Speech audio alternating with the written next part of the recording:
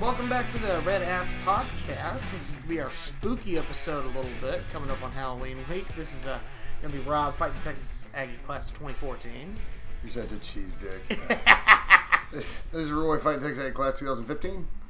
And we got to get into... we got to get in the Arkansas game. We got to get into... I guess we can talk about the games from last weekend. Honestly, Yep. I care about the Big Ten about 2 ticks more than I care about the Big 12.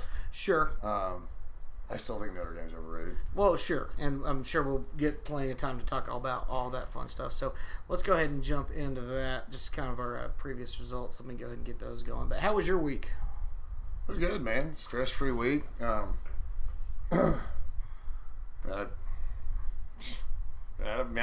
went down and got a boat. Right? Yeah, so I've got a boat sitting in the driveway now. Just kind of getting ready. It's kind of we're teetering on the brink of the whole kind of holiday season, because once you get past Halloween, everything starts coming fast. Right, and I'm definitely with you on that. I was literally looking at. I was doing some shopping earlier, and I sent a text to my sisters about my nieces and my nephew because I'm already trying to lean forward a little bit and do a little Christmas shopping. So as opposed to like taking the financial dump, all at once 3 days before Christmas. Right. So I was just kind of farting around today, and obviously getting work done for my job. At lunch, I was looking around on Amazon doing some Christmas shopping. So that's kind of where my brain, it gets cold. I start thinking about Christmas. Sure. Yeah, it's certainly a little cold front this week for those of you who are in Texas. I'm sure y'all are feeling it just like we are. Yeah, it just blew through town today. Mm-hmm. So nice and cold. It's wet outside. It's just kind of that. It's just kind of yuck. Yuck. Kind of want to stay in weather for sure. So speaking of staying in, let's go ahead and take a look at some football scores from this past week. Some results that we pretty much knew were going to happen. I mean, you had Wisconsin take down Illinois 45-7. Big deal on that one. I don't think anything was really... Like, the Penn State-Indiana game was obviously surprising because you don't expect Penn State to lose. There's nothing surprising about Ohio State. I wasn't surprised that Michigan went and won. I was maybe surprised that they won by how much they did. Right. I did want to talk about the Indiana-Penn State game, that last 2-point conversion in overtime. Did you see that? Oh, yeah. I mean, who hasn't seen it at this point? It would be pretty wild. I mean, would you say in or out? Did you think you made it? Honestly, it's just too close to call. They called it in on the field, so I think relative to how the rules work out, I don't think you can overturn it given what you saw. Right. Man, it's close. I haven't studied it in depth because, again, I really don't care about the Big Ten. And I'm thrilled that it's in because I can't stand Penn State, so it works out well. Right. I mean, whatever had gotten called on the field was going to stand, basically, with that review. It was a ton of effort. I mean, it was a great play. It was a great play. But again, that's one of those things where, when you have fans complaining about it, you had an entire game for it not to come down to that. And I understand that, if you think it was bad officiating, I understand that, you're going to be upset about that. But, we all get ticked off, about one specific call in a game sometimes, like the horse collar game with Johnny, LSU jumping off sides. But, those two things, even the horse collar, you can't say that it necessarily cost us the game because we had other opportunities we didn't take advantage of. You're right. So Penn State being on the end of what is perceived bad officiating, that's just fine in my book. Sure. Well, and there were some games. I'll go ahead and just highlight. We can just do a quick little run through them. But games that we kind of figured were going to happen happened. You had Clemson roll Syracuse. You had North Carolina take down. It took them a while to roll. I'm always surprised. Right. Syracuse is like the thorn in their side, and it's not that Syracuse comes out and upsets them necessarily, but for some reason Syracuse, which just really doesn't have that great of a football program when it comes down to it, outside of the Donovan McNabb years, they give Clemson trouble. I think it's hilarious. Yeah. You had that. You had North Carolina took care of business against NC State. One of the games I just could never care anything about. Right. You had, let's see what else we had. Oh, upset that we were both kind of on the teetering of happening, and it did happen. Wake Forest took down Virginia Tech. Yeah, that was surprising. But I think it just kind of goes to show you that the ACC is just like the SEC. There are tiers. Sure. And when you get into the kind of the middle of the pack to lower, anywhere from mid to low, these teams are capable of going out and playing and beating each other. You know? So it's you saw it with Wake Forest. I was surprised when I saw the score. I didn't see a second of the game, but again, that's kind of how I am with Big Ten and ACC and Big 12. For the most part, I'm just catching the scores on the back end. I mean, I watched some football this weekend, but not a ton. It was just a really relaxing weekend. Yeah, same here. I mean, I caught a lot of games early, but another game that I thought was rather interesting at how lopsided it ended up being was Cincinnati SMU. They won 42-13. Yeah, you thought that would be like one of those 50-something to 50-something games. Cincinnati's D came to play. Yeah, Cincinnati kind of balled them up. I didn't see any of the stat lines, so I don't know if SMU's kind of shot themselves in the foot or what. But it was funny. I saw it on Twitter. Some guy was like, I think it was Sunday morning. He goes, let me see if I can pick the team that's going to jump A&M in the polls for no reason. And Cincinnati was it. And he called it, too. It was pretty good. I thought what was really interesting about that game, just looking at the stats, Shane Buechele, I mean, he actually outpassed Cincinnati's guy Ritter. He outpassed him 216-126 with a touchdown and a pick. But what about the rushing yards? I was about to say that was the difference. The rushing attack was what did it for him. Their top rusher had 179 yards with 3 touchdowns. I mean, the only time you throw for 120 yards is if you're successfully pounding it on the ground. Which was also the quarterback, by the way. So there you go. So Cincinnati took care of business there. Minnesota lost to Michigan. I saw that coming. That's the thing about Harbaugh is I know he frustrates Michigan fans, and his quirkiness and attitude don't help. Like, you can't be a jerk when you're not winning. Right. And he can't beat Ohio State. We know that. But and again, this was week 1 for the Big Ten. So you look at it and you go, man, is Michigan State really that bad?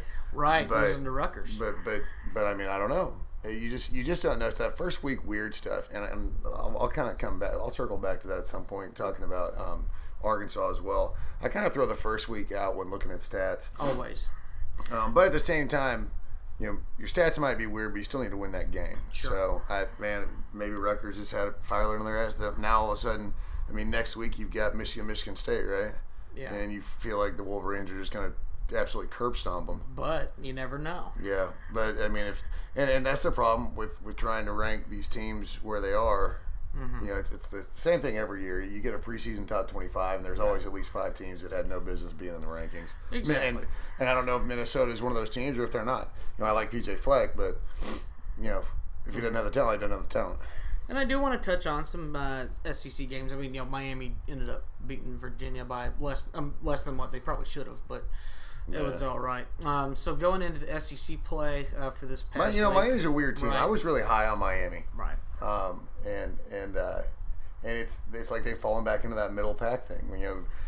Virginia Tech, Wake Forest, Miami. It's like just the ACC has zero competition for Clemson. Right. None. So we pretty much set on the ACC at this point. Looking at SEC ball, so you did have Auburn, Ole Miss, and once again Auburn seemingly getting away with some stuff at the end. Yeah, it's what's funny. I heard this might have been on TexAgs, to be honest. It's weird. Like the same thing happened the year Auburn won the national championship. They got so many lucky breaks, but at the same time, they were really creating that luck that year. Sure. That wasn't just full-blown insanity. Right. This year, it just seems like the officiating's keeping them afloat and nothing else. It's like a nice little 12th man nod there for Auburn. I don't think Auburn's that good. I don't think they are either. And, I think they will get exposed eventually once they start playing some other teams in the conference. But if they keep getting lucky, and we'll call it luck for now, because I think you would like to think there comes a point in time where officials are too stupid to take bribes. Right. But so it's luck. Right. Nobody's paying off the rest. No, and there's a very real probability, honestly, outside of the Georgia game, they very easily could be 1-4 on that. I know, absolutely. I don't think they're very good. That's not a game on this. And what's funny is they win, and then I watched a little of that game, and they showed, or maybe I was watching SEC Nation, kind of the wrap up at night, and they showed the FPI's percentage chance to win for Auburn the rest of the way. Now all of a sudden they're favored to beat us, which is just laughable. Right. It's the same crap as trying to pump up Arkansas is good. And I talked about this last week, and I'm going to dive in real deep and tell you exactly why you really shouldn't be concerned about this weekend. Right. And if you don't believe me, I told you not to be concerned about going to Starkville. And to be honest, that score was a lot closer than that game really was. Right. You're absolutely right. It was. So, Auburn once again lucking out, it seems. So, we'll see where that one goes. Alabama smoking their cigars against Tennessee, right? The only story coming out of the Bama-Tennessee game, because you knew it was going to just be a throttle job, was Jalen Waddle. Yeah.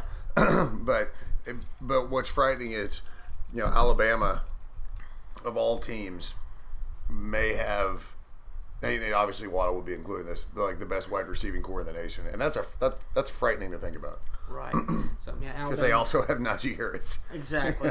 Alabama just kind of rolled, and I'm sure they'll just bounce back from that. I have no idea if Tennessee's good or not. I really don't. But I mean, Bama's got Michi on the outside as well, and whatever they've got behind those guys are just surefire talent. I mean, maybe not a Waddle, because a Waddle's, I don't want to say generational, but he's dang close. Right.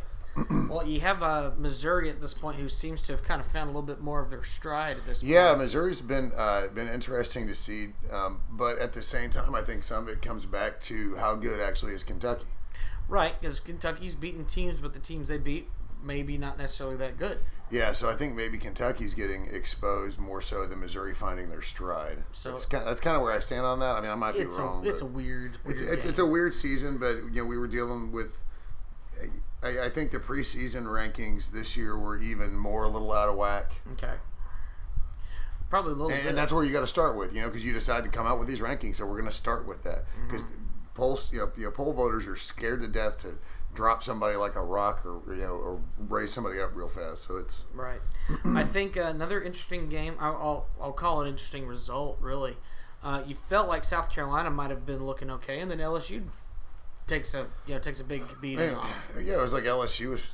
Jay Arnold said this on Twitter, and I was actually wasn't even paying attention to the game because I saw South Carolina was up. I was like, sweet, and I popped on Twitter and he said, I told you LSU was playing possum. Because South Carolina looked good, and then all of a sudden it's like they flipped a switch, LSU.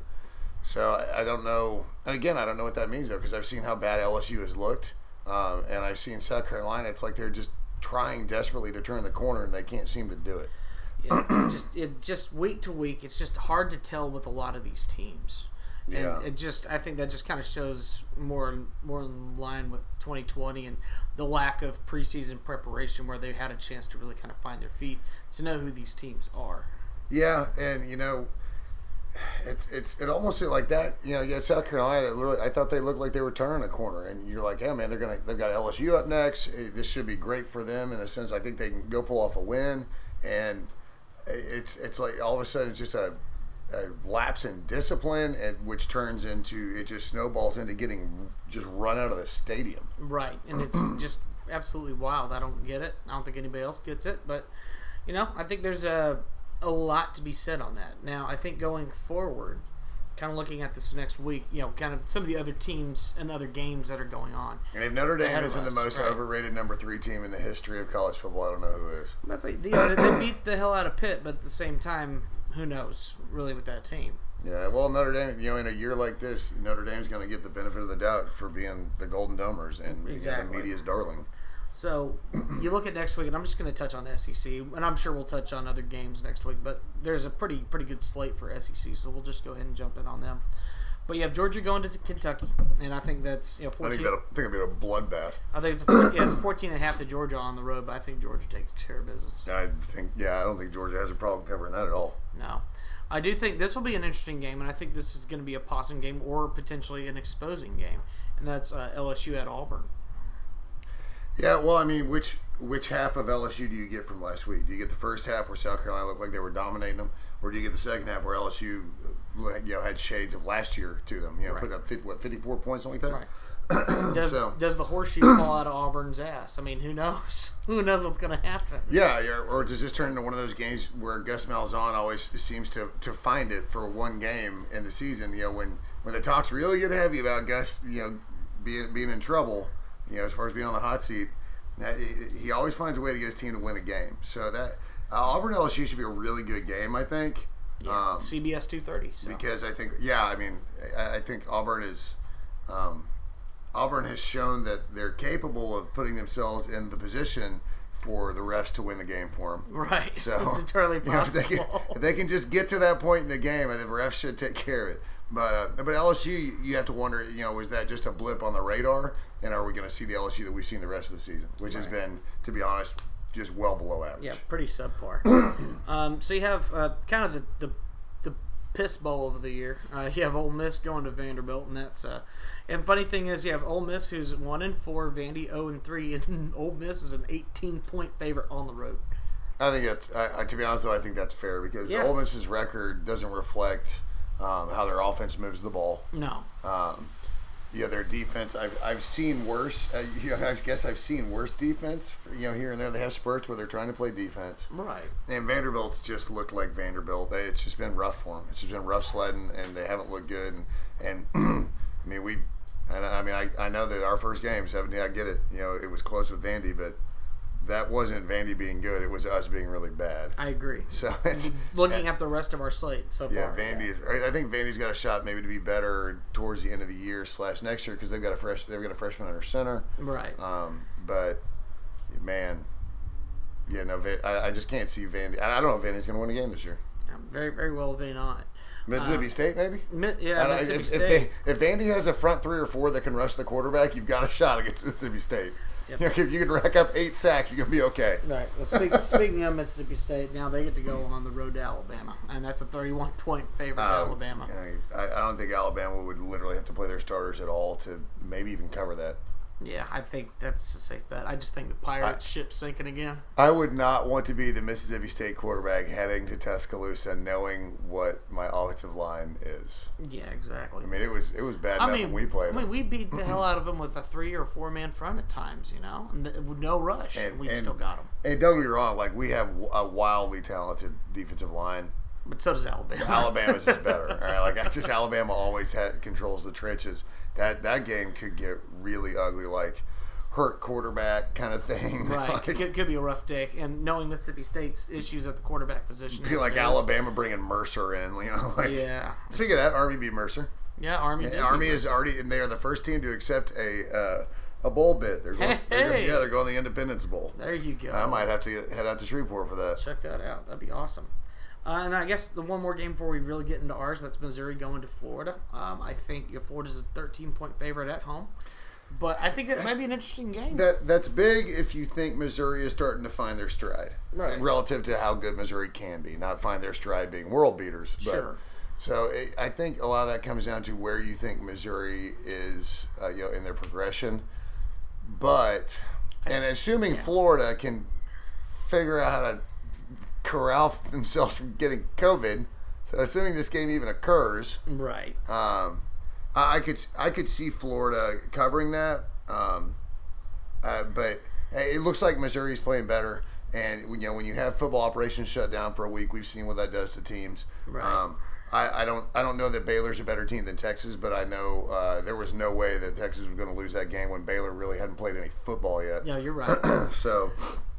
That really does retract from things. It takes away from conditioning, not just the physical reps, but the mental reps. Right. So I think that game, if I were betting that, I would probably bet Missouri to cover just because what we've seen from teams that are coming back from suspensions or not suspensions, but medical stuff. Right. It takes a big toll because it's normally not just one guy either, Right. So I think Missouri could cover there. But I think it would be the upset of the week in the SEC if Missouri could go to Florida and win because I don't think the other ones have even Alabama's going to win. It's not it's not a remote chance of really any other upsets. And the thing is in the SEC this week, you just have a lot of ranked teams going against a lot of not ranked teams. There's no ranked matchups this week, Yeah. So and speaking of those type of games, we'll go ahead and get into ours. Texas A&M. Hosting Arkansas at Kyle Field. Thank goodness we're not having to go to Jerry World this year. Yeah. But, we have a game at Kyle Field under the lights. It's going to be kicking off 6:30. Love not get. SEC Network. So, hey, man, 6:30 on Halloween. Yeah, 6:30 on Halloween Wear your night. costumes. Yeah. Get weird. Yeah, like I said, it's going to be weird. And if the national pundits are correct, which we don't think they are, it might be a weird game. But I think we have some evidence to the contrary, and I think that was something you wanted to talk about. Yeah, so I decided I took an extended lunch break today, and I decided to do a little research on Arkansas. All right. And so I'm going to start off before I even pull my papers out. I'm going to start by saying this is the same thing as Mississippi State 2 weeks ago, where all the Aggies are sitting around going, man, we never do well in Starkville. Oh, man, the Arkansas game is their Super Bowl every year. And we're coming off a bye week, and we typically struggle off a bye week. Yes, so we have all the reasons to say that we're just not going to do it. And we'll back up one more week. Man, these just aren't the games we win. So you've heard me say this before, and I'm going to say it again. It's a different coach. Number 14 coming to Kyle isn't the game we win. Well, we won it. All right, well, what about the impending letdown, the doom and gloom that is going to Stark Vegas? Well, we go to Mississippi State, and we win the game quite handily. We really did. I thought we were incredibly conservative with how we approached the game offensively. Well, we should have beat them by a lot more than we did. Right, but Mississippi State only scored one offensive touchdown. Excellent. So, that game was. I don't think the game was ever in doubt. I just don't. I think this team is different mentally, and that's such a huge part of it. And so now we have Arkansas, and everybody's like, "Man, Arkansas plays is so tough, and every year is so crazy." And we'll get up a whole lot, and I'll still be freaking out because I know how Arkansas has come back in the fourth quarter. I know everything I'm going to hear this week. I know it. So here's the deal. How about this? Let's try and be positive. Last time Arkansas was at Kyle Field, we beat them 58-10. Yes. Absolutely smoked them. I was in the rain. It was awesome. Absolutely drubbed them. Yeah, I remember that. I remember I was soaked. Absolutely soaked. But last time we went to Fayetteville and played, we absolutely smoked them. I was there. Right. So when this game isn't in the weird time and space continuum vortex or whatever it is Texas Stadium is at this point, right? This game is talent, and it's just about talent, all right? And there's going to be a different mentality because you're not going to Jerry's World. There's not this different build-up to it. So what you're looking at is this is a home game against an opponent that for some reason the national media currently feels all the need to kiss all the ass. So, here comes the papers. All right, I printed out some box scores and I did some averages, and I decided I would drop the Georgia game. Might as well. First game of the year. They were really good on defense. First half, couldn't do anything offensively, and then Georgia played second half and blew them out. Still didn't do anything offensively, but I'm going to stick with that whole, the first game of the season has just been weird this year. Right. So I just pulled Auburn, Ole Miss, and Mississippi State. That's fair. So these are the games, all right? And the first thing I did was I averaged out across the three, so let's be nice. Let's just talk about averages. Sure. So offensively, the Hogs are averaging 257 yards passing and 2.3 touchdowns a game. Okay. Rushing, they're under 100 a game. Right. And they are averaging a third of a touchdown per game rushing. Right. And then they turn the ball over a little bit more than once a game. Okay. In these three games. On defense, they're giving up 233 through the air and at least a touchdown every game. Right. On the ground, they're giving up almost 200 yards a game. Right. And they're giving up a touchdown every game. Now, and the last one I said on offense, they average a little bit more than a turnover a game. Right. And then on defense, in the last three games, they have averaged 4 turnovers on defense. This is not normal, okay? No, it's an outlier. And here's the fun part. So if you decide to throw Auburn out, because Auburn was a great competitive game, right? It was. But so we'll look at the Ole Miss and the Mississippi State games, because these are the games. Let's look at the wins. Yeah, these are the games that I'm assuming the national pundits have decided must be completely representative of what Arkansas is. Not the team that got their doors blown off in the second half against Georgia, right, even though they couldn't move the ball in the first half against Georgia. Right. Not the team that got kind of hosed on a call against Auburn, and I totally get that. But if you take Auburn out, because Auburn had they had a pick and a fumble. Wait, did he throw? Yeah. No. So Auburn only coughed the ball up one time that game as well. Right. So if you figure 3 games, if they're averaging 4 turnovers a game, which is and I just nuts. removed 1 turnover out because there was 1 turnover by Auburn. Right. So the 2 wins. Here's the 2 games. Mississippi State forked the ball over 4 times. All right, that was 3 picks and a fumble. Ole Miss forked the ball over 7 times, right, 6 picks and a fumble. All right, so just the fact that of course you're going to win the damn game when you get the ball 7 extra times. Well, I mean, you look at, and I'll tell you, one example of this. Let's just go ahead and go into a recent example for Texas A&M when we played against Tennessee. We forced 7 turnovers in that game, and of course Tennessee fans were at the point later in the after the game saying, "Well, had it not been for the turnovers, we likely would have beat A&M that game." Well, here's the thing: the better team doesn't give up 7 turnovers. Yeah, but those count. So yeah, those count. So where we're at this point, I mean, yeah, it just seems like as long as we're protecting the ball, there's going to be a good chance of us winning the game. That's just plain and simple right there. Yeah, and then like if you want to dive deeper into the stats, they average under 30 minutes a game. You're looking at like 26 minutes a game in time of possession, which is huge for us. We loved, we love the other side of that. Yes. And then you look at like their average yards per play, and you're talking at, I think they're running at like a 4.4 clip, just offensive yards per play. Which is, and I don't know what ours is. I didn't even research us. I'm not worried about us because I think we're the far superior team from top to bottom, offense, defense, including special teams. But I would assume that our average per play is probably in the 4.8-5 range, somewhere in there. Yeah. So look, if we don't cough the ball up 6 times, and here's the catch: Ole Miss 7 turnovers, and that doesn't include the times that they were inside in the red zone and couldn't pull it off. Right. So you're talking about those are basically turnovers. They really are. They really are. So you look at, in fact, I bet you have red zone offense over here for Ole Miss. Where are we? I mean, it was, red zone scoring chances, 2 of 5. Right. So there were 3 extra. You're basically looking at 10 turnovers from Ole Miss. Right, and they still lost by 12 points? Yeah, against Ole Miss, and I don't remember what the final score was, but it was 33-21 was the final. Right, and it was close up until right at the end. Right. Like Ole Miss was pretty much in it, and then Arkansas ends up kind of putting it away. Yeah, Arkansas ended up scoring basically got themselves one more touchdown with like 3 minutes to go. Right, yeah, so they kind of put the nail in the coffin. But with 3 minutes left to go, they had to score to put the nail in the coffin. Right, it was a pick against six. a team. Mm-hmm. Yeah, a pick 6. They had to score. So basically you're looking at pretty much a 14-point swing. So again, you're looking at 10 turnovers from Ole Miss. And you take the pick 6 out of the end because obviously Ole Miss is trying to force the ball. And now all of a sudden it's a 5-point game. So Ole Miss was driving to take the lead. Right. In a 7 turnover game. Really 10. That's 3 times that you're in the red zone and don't score at all. I'm not saying didn't score touchdowns. I'm saying didn't score at all. Right. That's a 40% clip in the red zone. You ever want to lose a lot of football games, score at 40% inside the red zone. That's the way to do it. So I keep hearing all this crap about Arkansas, and it's like everybody looks at the scores and they're like, oh man, Sam, it's like they want Sam Pittman to be a great, feel-good story here, for whatever reason. And it's aggravating. I mean, you've got even Mississippi State was the same way. Like they couldn't score in the red zone, and I don't think that's because of Arkansas's defense. Is Arkansas's defense bad? No. Are they good? Are they good? Meh. I think a lot of it, and we go back to what happened with Ole Miss and what happened in particular with Ole Miss. One of the things that their fans were saying was, basically their quarterback was staring down receivers the whole way, and that just made it so easy to get that ball picked off.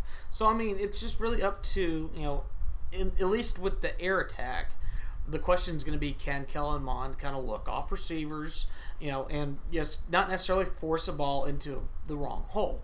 Make sure you're taking advantage of key positions, run the ball when you need to, pass when you need to, and don't put the ball in a position where it's going to get turned over. Right. And that's pretty much going to be the key to this game. I think just purely from a stat standpoint, there's no doubt in my mind Texas A&M is the far superior team. And certainly not from a talent standpoint. A&M is by far and away the superior team. It's all just going to come down to who makes mistakes. If we can force mistakes, we're going to win this game handily. If we give up some mistakes, then it's probably going to be closer than we want it to be. Well, and the one thing, so we'll circle back on the Georgia game as well, just a little bit. And that first half was weird. It was 7-5. It was like an American League Baseball game, pretty much. So Georgia comes out in the third period, scores 22 points, puts 10 more up in the fourth. Right. All right. So part of that kind of has to count. Right. So you figure, so they ended up winning 37-10, let's see. So they're giving up 25 points a game on defense. Right. All right. Which kind of, when you're looking around, that's not crazy. But still losable. But first of all, they gave up 14 points to Mississippi State, which is what we did, but both theirs were offensive touchdowns. Right. Ole Miss, it's very clear that quarterback is not very good. Right. Any of the quarterbacks he seems to have, they don't seem to grasp Lane Kiffin's system, which is why you're seeing all of the interceptions. Right. And you had that one fluke game of what they had against Alabama, which they just seemed to have. Yeah, they teed it up and they let it fly against Bama.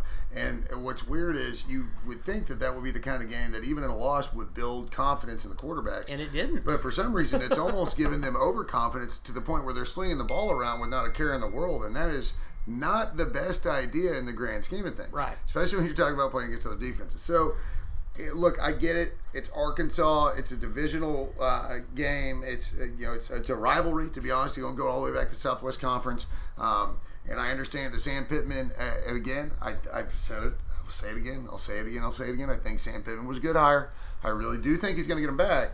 But man, this ain't the year. And so I get, man, we got to at some point figure out that the battered Aggie syndrome crap has got to get thrown in the trash.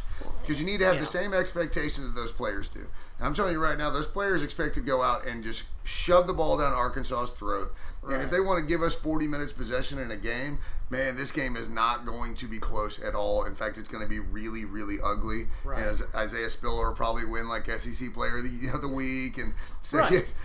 So as long as we stay in front of the sticks, which I don't think we're going to have a problem doing, right? I don't see how this is an issue. And so, and I do though. I understand why mentally it's an issue. Well, and the thing is, it just goes back to what we've known about this fan base and really kind of everything that was going on before Jimbo Fisher. I mean, and you talk about all the Kevin Sumlin teams and the fact that these teams just don't always seem to make games out of games that didn't need to be games. And Arkansas was just a key example of that. With really only outside of the games that we played outside of Jerry World, there was only one game that wasn't a barn burner, and that was the fact that we ran away with it at the end in 16. So I understand the frustrations with Arkansas. I know Arkansas fans are just chomping at the bit for this to be the year they finally get over the hump. And Lord knows, for anybody that's been following along on Twitter, that's exactly their thought process right now. But let's face it, this has got to be the year. Fans don't play the game. We never have, we never will. This is all about the mentality of the players. And I think our guys are in the right mindset. Well, and the mentality of the fans, and I'm telling you right now, because Arkansas fans, what's one of the biggest things? Man, this has got to be the year, right? It's every year for them. But this year they're really counting on it. Because this has got to be the year, right? Well, that's no less stupid than, man, we're going to lose, or it's going to be such a miserable game. Like, it's the same kind of just weird perception. And we have it on a different side of the spectrum. But the problem is, you have this battered Aggie syndrome, then you have mouthy hog fans, and it's all of this is being spurned up by national media writers who aren't paying attention to Arkansas playing football. They're just paying attention to the scores. Right. And so let's just go ahead and just admit to ourselves what Texas A&M football is versus Arkansas football. We're the better team. Yes. We're better coached. We have better talent. We have better skill players. And we're at home. If you want to give any sort of push or maybe an advantage, their defensive backs may be better than ours. I mean, ours are really young. I would be surprised if they weren't. Did you see that they had one of their guys opt out? One of their senior DBs opt out today. And he had like 17, 20 tackles. It's 17 solo tackles. So all of a sudden you're losing a key player on the back end. Maybe not key, but definitely one you can count on. Right. So all of a sudden, that throws another little monkey wrench into this game.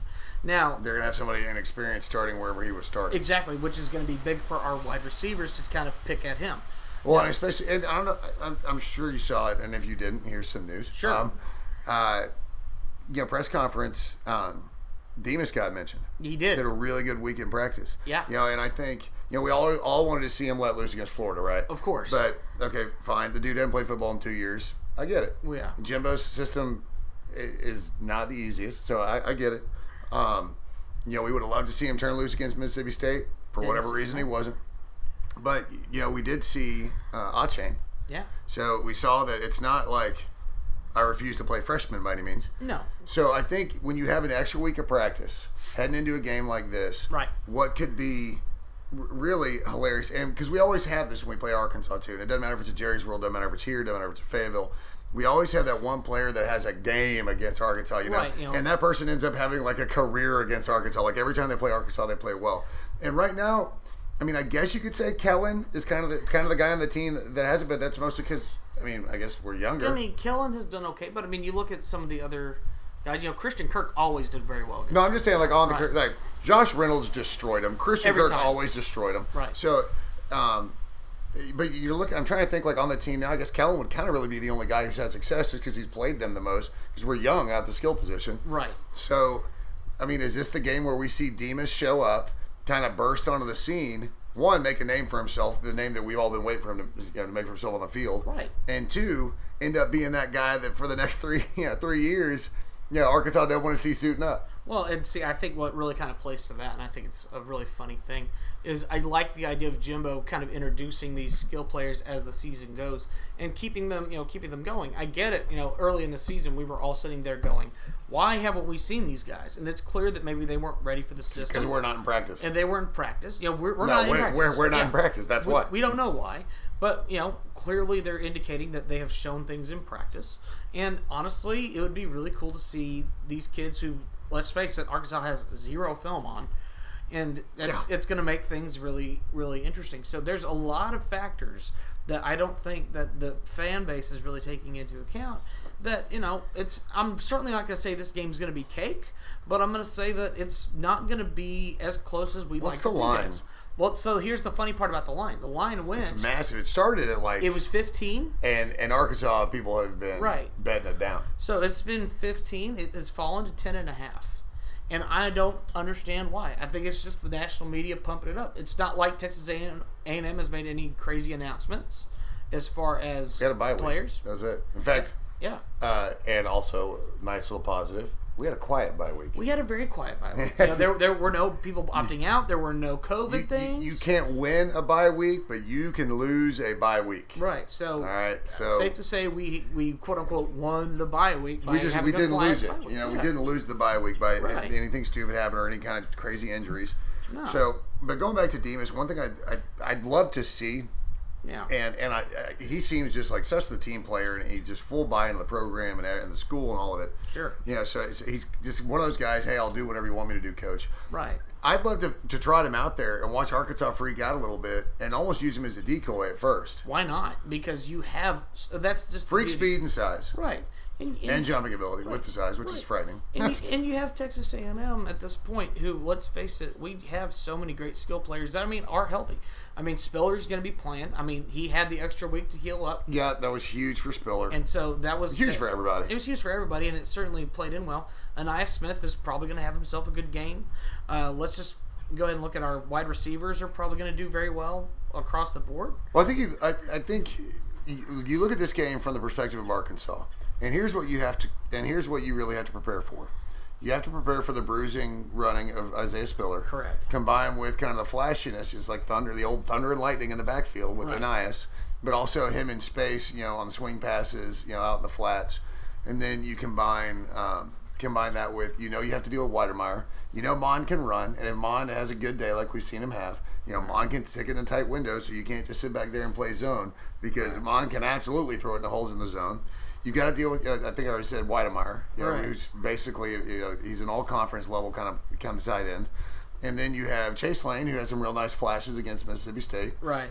And then from there, you've got Preston, who's a possession guy, but you also know that, Demas is out there. Mm-hmm. And if he gets rolled out there, it's just one more thing you have to deal with an offense that, if we want to spread it out and throw it around, we absolutely have the ability to. Sure. But, if we want to line up and just run it down your throat, we have the ability to do that too. So defensively, right now, we're kind of a nightmare. And it just, as long as Kellen can go out there and be around his 64% clip, and we take care of the ball. If those two things happen, I don't even have to say we're going to run the ball, because I know we are, and I know we'll do it successfully. I think what's really going to be a big factor in this is the fact that the Goons are doing such a great job. The offensive line is absolutely on a roll, and if you can protect, and we've seen, if you can protect Kellen, he's a great quarterback. Oh, no doubt. The majority of quarterbacks tend to drop accuracy when you're throwing on the run. Let's just go ahead and just use a great example. We've talked about it before, but you look at Johnny Manziel's 2012 season. Yes, he was a Heisman Trophy winning quarterback for a reason. He was a skilled guy. But that offensive line could have literally held back the waters of the yeah. Red Sea if they wanted to. Would you have like 2 or 3 pros on that offensive line? I mean, 3, yeah. So it's minimum.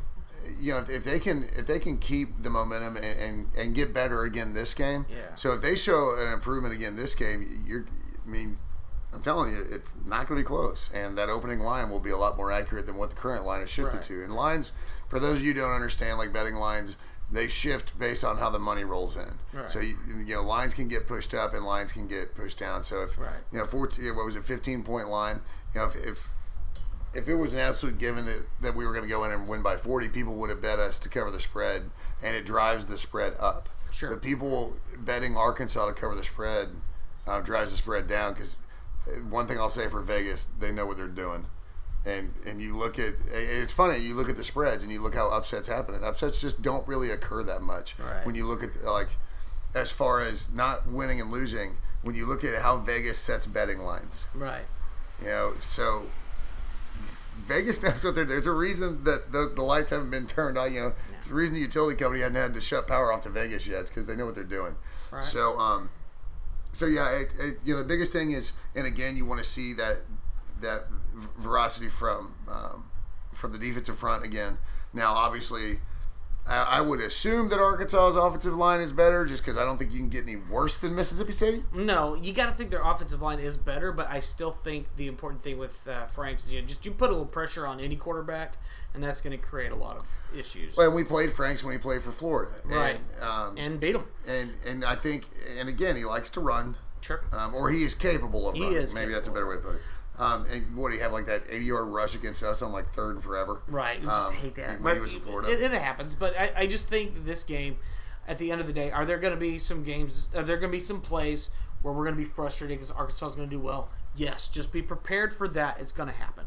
But at the end of the day, as long as we are on top of our game, on the turnover game, I think we win by a minimum 2 scores. See, I don't know that Arkansas is going to have any success, to be honest. I don't think they will either. I mean, the frustrating stuff will be on our end, not because they made things happen, it's maybe because we had to lapse and let things happen. But personally, this comes down to one thing, and the statistics show this: take care of the ball, and you beat Arkansas. Yeah, take care of the ball against anybody, and you should. I mean, I won't say you should win, but it'll put you in a better position. Yeah, it keeps you in the game. But against Arkansas, as long as you don't give them. I mean, because again, I keep going back to this Ole Miss game, and even the Mississippi State, and I get it that they're the Mississippis, but still, just take care of the ball. Ole Miss is still in that game late, and they had 7 actual turnovers and 3 failed drives in the red zone. So take care of the ball, take care of your red zone opportunities, and I think this game gets ugly. So bacon and eggs, baby. It's going to be delicious. Yeah. I really think A&M's going to feast, and a lot of people are going to shut up at the end of this thing. Well, here's the thing, though. As obnoxious as it is with sports writers, talking about Arkansas, how much better of a look is it when we go out and handle Arkansas? You talk about Arkansas might be the second, and there was a thing they were talking about. Arkansas might be the second best team in the West. And most of the guys, the question got posed, most of the guys were like, whoa, tap the brakes. Right. But that conversation or statement was even floated into the ether is fascinating to me. But so there's at least talk. There's a national perspective, writers wise, that Arkansas may be the next darling, and which works out even better for us because that means it's going to be that much better when we beat them. That much better when you beat them handily because. Right. Where can you go from that? I mean, you say, well, I guess Arkansas wasn't quite back. Well, but, man, look at Texas A&M, and that'll have to be the narrative. Let's put it into perspective here. Let's look at how absolutely awful Arkansas was compared to what they are now. Arkansas has gone from absolute bottom-tier SEC West to potentially mid-tier this year. Second best in the West. Right. Well, second best in the West. Sure, but I'm saying Arkansas is certainly a mid-tier team. There's no doubt about that right now compared to a lot of teams in the West. Mississippi State and Ole Miss have both kind of proven to me that they're not ready to be there yet. No, yeah. And the Mississippis have shown that, and again, we talked about this before the season. We've talked about it here and there throughout the season. Both of them are having head coaching experiments. Right. So the Mississippis aren't going to be there.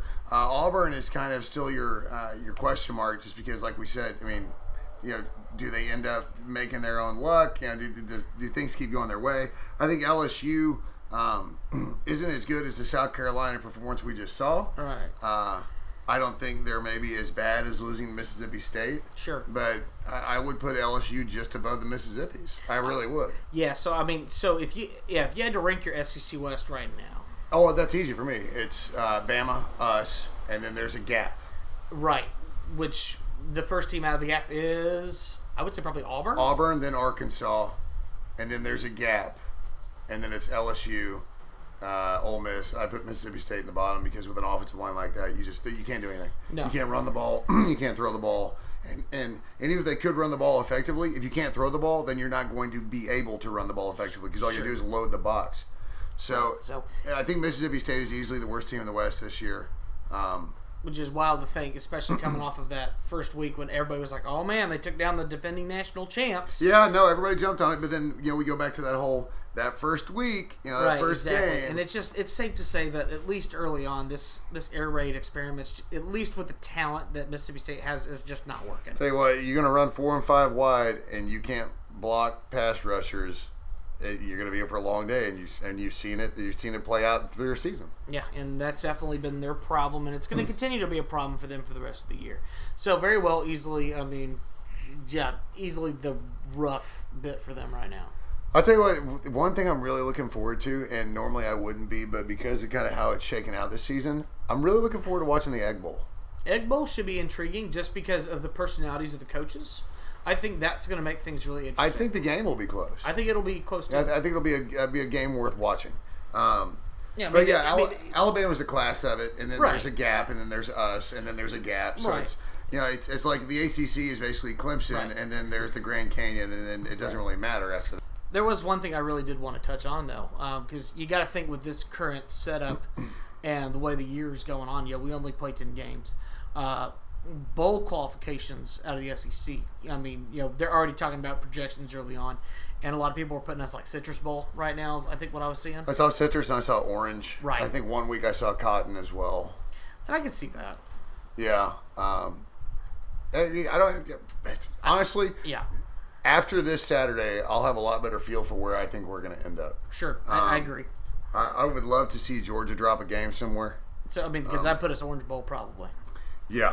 And that'd be cool. Well, because then you have Georgia going to Atlanta, Alabama handles them, and then as long as we can win out, you hate to this early season talk about it, but as long as you can win out, because you got to win out first. Like Georgia losing a game doesn't matter if you don't win out. Right. Exactly. But if you can take care of your business, and catch a break, because that's kind of what we need. Right. You look around. So I think Ohio State's going to end up there. Yeah. Let's go ahead. Yeah, you can just keep talking about that. I'm gonna pull up the top 10 right now. Yeah, I think Ohio State is going to be there, barring some sort of weird fluke. But again, I didn't think Penn State was going to lose to Indiana. So sure. The Big Ten is just now starting their season, all that kind of weird stuff. Yeah, let's just go with AP. Let's just go AP top 25 because that's the best we got right now. So you got Clemson, number 1, and I'd say pretty safe to say. Clemson's 1, Bama's 2. I don't care what poll it is. That's what it should be. And that's what it is, and that's pretty safe at this point. Then you have Ohio State, who is number 3, and just came off their first win. Big deal.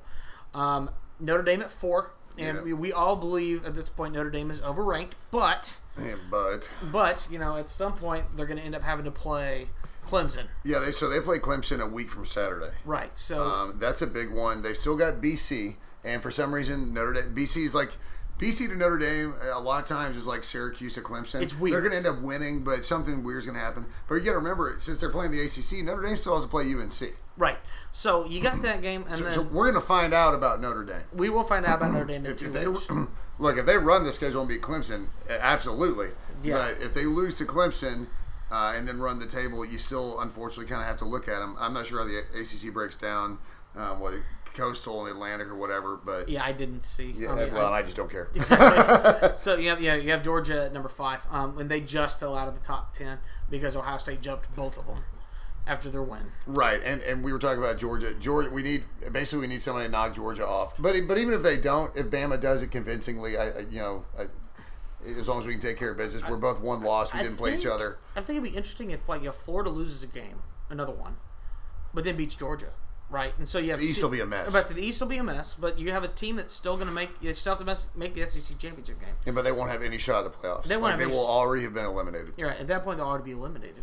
So you're looking at Oklahoma State at number 6, and honestly, they lost the game. I mean, they beat Iowa State in what might be the preview for the Big 12 title game. Which is wild to say. That game was kind of goofy. It and was. Of course they didn't cover. It was 3.5. They won by 3, jerks. Right.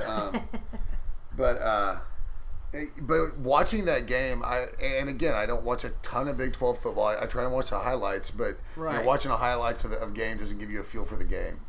But yeah, you feel like those are the two teams, but you also feel like Oklahoma still has something to say about it because you still got Bedlam. Right, and Oklahoma, let's face it, when it comes to Oklahoma and Oklahoma State, something weird's going to happen. Well, and Iowa State's good. Brock Purdy's always has been good. And I was thinking about this though. You know what's funny, and I don't want it to happen, although it would be perfect for the Big 12.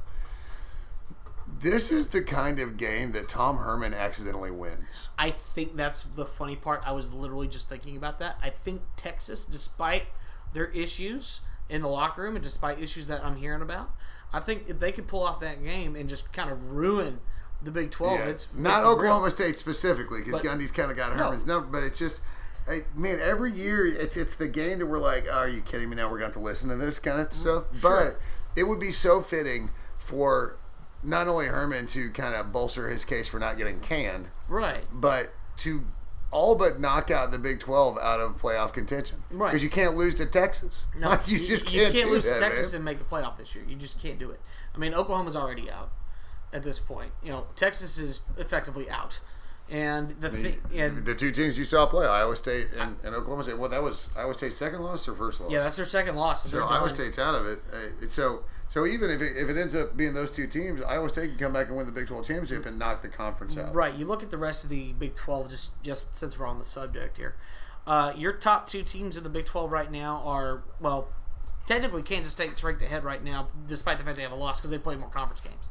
Right. Well, and I don't think Kansas State is anything to worry about if you were another Big 12 team. No. If there's any way they end up in the Big 12 championship. No, but you got Kansas State, Oklahoma State, and they're 4-1, 4-0. I mean, the only undefeated team at this point is Oklahoma State. Then you have a bunch of teams with 2 losses. You have Iowa State, Oklahoma, and Texas, and West Virginia all have 2 losses. Baylor's just sitting at 1-2 now.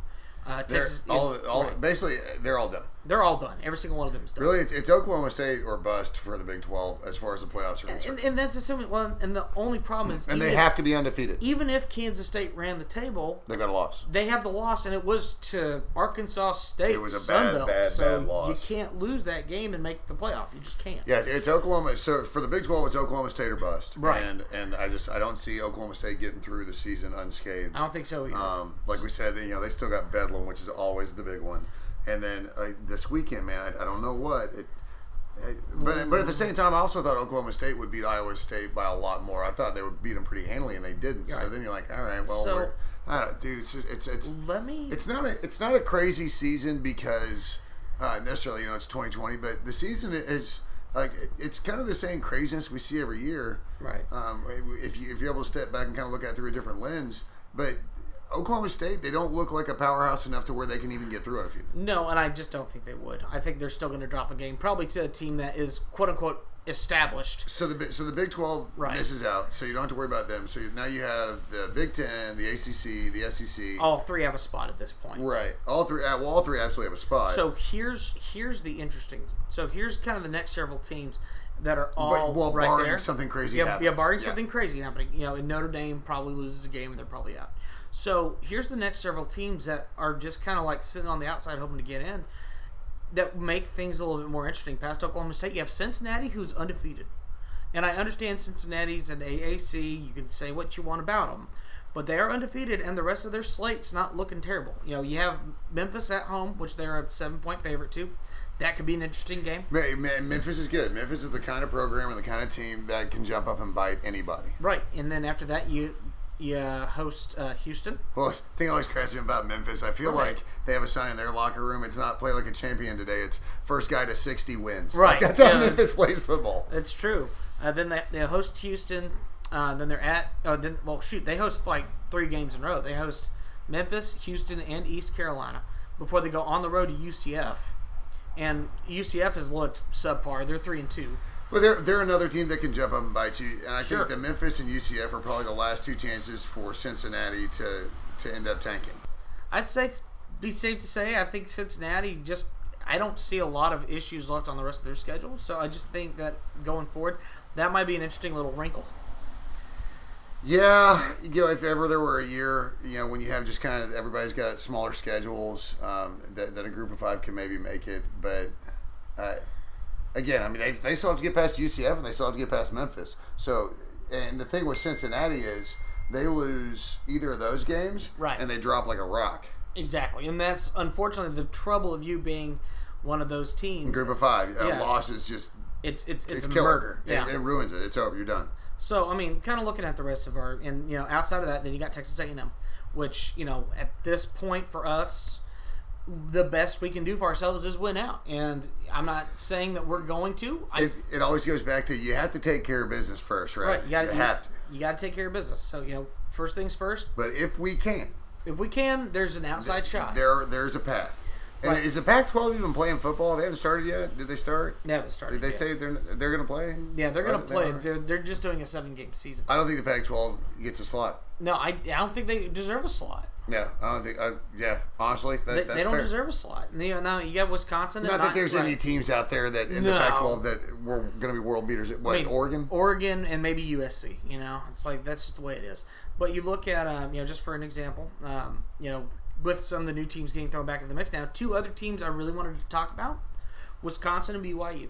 So Wisconsin, obviously, I don't think they were on the table. They're still ranked really high, but they're going to end up losing to Ohio State or somebody like that, so they're out. Yeah. I mean, if you're not Ohio State, you're going to have a loss. About the only other wrinkle I can throw in there is probably going to be Wisconsin. Oh, not Wisconsin. BYU. And here's a problem. And I get that BYU is where they're at, but Sure. What conference are they in? Well, yeah. What conference indeed? Yeah. So you're always going to have a hard time coming from that slate. Sure. Or coming from that spot. They're 6-0, sure, but they're 6-0, and I'll run you down who they've played: Navy, Troy, La Tech, UTSA, which was a close game, by the way. Yeah, it shouldn't have been. Cougar High, Texas State. So they're ranked like 11th. And they have played the Little Sisters of the Poor, the Academy of the Dumb, Deaf, and Blind. Right. And and almost lost to UTSA. The rest of their schedule, They have one ranked game. maybe two. Well, they have maybe two games that San Diego State ranked or not. Yeah, right. It might be an it's interesting decent game. football. Boise State is ranked, and they're ranked 25th, so they're just in. So that's their one ranked game. And regardless of their record, BYU's going to have a hard time making a case, right, even if they run the table. And that's the trouble this year. Is unfortunately, that's just the story of the playoff right now in the 4-team format. If you want to make the playoff, you got to play against competition. Should have tried a conference. You should try. But I understand why BYU does it, and that's fine. But that also means BYU has to understand why things happen, even when they do really well.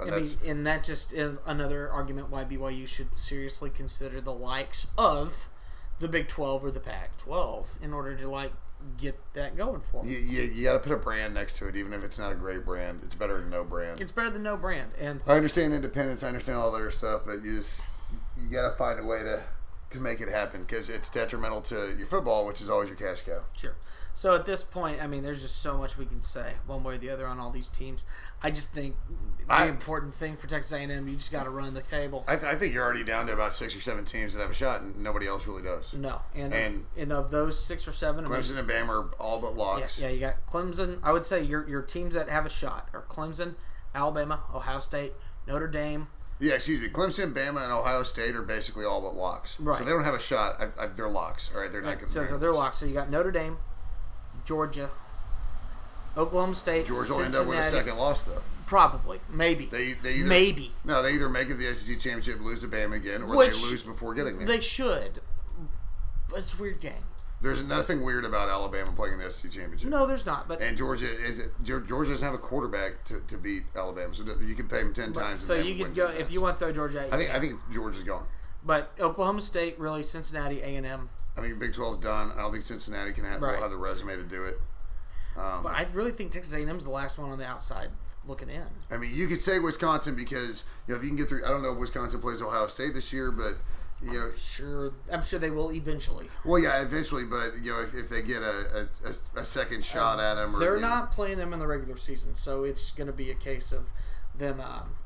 It's going to be a championship game if they make it. Now they still have Michigan on the way. Yeah, they got Indiana. And they got Indiana. And Minnesota. And it's important to keep in mind. I know they're not going to, but we have to keep Michigan in mind because they're going to be sitting as well. Pretty much anybody in the Big Ten. I know. We say Ohio State's a lock, but if Michigan also runs the table, I hope they're not. Well, I hope they're not. I don't like Ohio State. But Michigan could potentially run the table, and if they do be undefeated out of the Big Ten, then yes, they're going to get the playoff. Yeah, I mean, there's obviously still, because you have the Big Ten who literally is one game into their season, so there's no way to be able to project the Big Ten right now. No. But as far as Wisconsin's concerned, they still have the game against Minnesota, and even though Minnesota's not ranked, that's the Little Brown Jug or whatever. Well, that was last week. Or is that Paul Bunyan's axe? I think it's Paul Bunyan's axe. It's Paul Bunyan's axe. So, and that game is always good, and that's one of those rivalry games where it doesn't matter, ranked, unranked, it doesn't matter. So it's going to be wonky. But none of this conversation matters if we don't take care of business. And that's the important part. So, hey, guys, I will say bacon all day. I'll take the original spread at 15. I like it. And we cover. And you know what? I'm not sure if you have any Arkansas tradition. I have one. I get a bacon cheeseburger from the chicken at some point, and that has worked wonders. We always do like a pork special at the restaurant because that's how easy it can be. I mean, how easy, right? So, hey, home it's game. a lot easier when you're playing Alabama. Like, I don't know how to serve elephant, so. Yeah, exactly. And plus, you're going to get in a lot of trouble if you did. Yeah, also. So, yeah, no, I think that's pretty much covers what we got. Hey, guys, it's Halloween. Yeah. Right? Have some fun. Yeah, have some fun. Be safe. Don't go out to the bars with 8,000 people and be idiots, but find a way to have some fun this year. It's like everything else everybody's done this year. Why are you talking about me like that? Find a way to do things a little bit differently and still have a good time. So. Sure. And, like I said, be careful. And you know what? Have fun, be safe, go to Midnight Yell. You're right. And, of course, are they doing Midnight Yell? Have they confirmed that? I think they are. Okay, because they already said no tailgating. Well, no tailgating. Tailgating is going to happen. Well, it's going to happen, yeah. I don't think it'll happen this year, honestly. Right. Tailgating, but no. I can see Midnight Yell happening. So I think, have fun at the game if you go. Yeah. Wear a costume. I mean, so one final thought as we move on. So Halloween costume, do you have one? The last couple of years, or really the last few years, I kind of stick with the same theme. It's always a little different from the same theme. I'm basically some sort of axe murderer. Okay. Because I'm the one that hands out candy, so I like to scare the snot out of kids. Right. Yeah, I put like a sheet up by the front door and got blood dripping down it, and I always, all the strobe lights, got a smoke machine, I've got like the CDs with the creepy sounds on them. Yeah. And then like in the house, I'll play something like death metal, to go with the strobe lights. Right. And then I have a myriad of mask combinations that I got to be honest, if I was a kid, would probably scare the bejesus out of me too. Well, that's the important thing. Yeah. So, but they still get their candy. Yeah, they still get their candy. So I'm going more of a funny route this year. So picture, if you will, red Santa suit with just shorts on and the coat, white T-shirt, sunglasses, beard, glasses, all that, box of White Claws. I'm going to be Santa right. White Claws, baby. That's right. You told me about that. That works. It's gonna be a funny one. I never got I never got into being creative with my Halloween costumes. I don't know why, which is weird because I like to consider myself a pretty creative guy. So I mean, I've had some fun ones. I think. You said Santa. My daughter she has an inflatable Santa costume. She went as Santa one year. There you go. And she every 10 feet, kids stopped her, like little kids. Right. Stopped and wanted to talk to Santa. That's funny. I'll say for me, so let me ask you this. What was probably your favorite Halloween costume you ever wore? So I was a bartender in D.C. for a while. Okay. And I bought one of those bodysuit outfits. Sure. And it was basically this big, a massive rack, in a nightie kind of thing, this kind of big lady kind of thing. Sure. And I got fishnet stockings. Oh. And I had this Dee Snider wig, and I got these press on ridiculous eyelashes, and went bartend because I had to bartend Halloween night. Right. And I was frightening. I was a very large, frightening woman. Sure. But I was a hit with the staff, with the customers. I won I won the costume contest. All the customers wanted to come to my part of the bar. Right. And that night I walked with, I want to say like $1,100, $1,200 Hell just yeah. from bartending. Nice. Bartending and winning the costume contest. And that was my favorite ever. It was ridiculous, and I'm glad that it happened before everybody had cell phones. Absolutely. I'll say for me, probably my favorite one recently. I've done some good ones. I was a couple years ago. I went as Ricky Vaughn. Nice. And then last year I did. What's his face? I was Ham Porter from Sandlot. And then a couple years before that, I was Billy Bob from Varsity Blues. So I had like a sport movie phase there for a little bit. But Sure sounds like it. but before that, my favorite one, I went as Robert McGregor, the first Aggie Scotsman. I had my maroon kilt and shirt, and had the hair and the face paint. I mean, I went all in. I had my Claymore with me. It was fantastic. That's funny. To the point I went out to the bars, and let's just say there was a very nice South Carolina lady. Because we had just played South Carolina that day. That was 15. Mm-hmm. And she was very, very kind and decided she wanted to look up the kilt. And, of course, I turned around and yelled at her and said, "Lass, you better buy me dinner first." And she was like, "You're so funny." And things kind of went from there. Oh, that's a story for another podcast. But anyway. So, yeah, guys, that was a ton of fun. And, of course, hey, you guys, once again, be safe. Go out there. Enjoy yourselves. Kick some ass. Follow us on social media. Please share this. Push it out to your friends and family. And, of course, continue to be safe. That's all we ask. Yeah, and if you need me on Sunday, don't. I'll be on a boat. You'll be floating. Yeah, I'm taking the boat out Sunday first time. So There you go. That's pretty exciting. So, hey, you guys take care. Have a Beat great- the hell out of Arkansas. yeah, take a week. Gig 'em.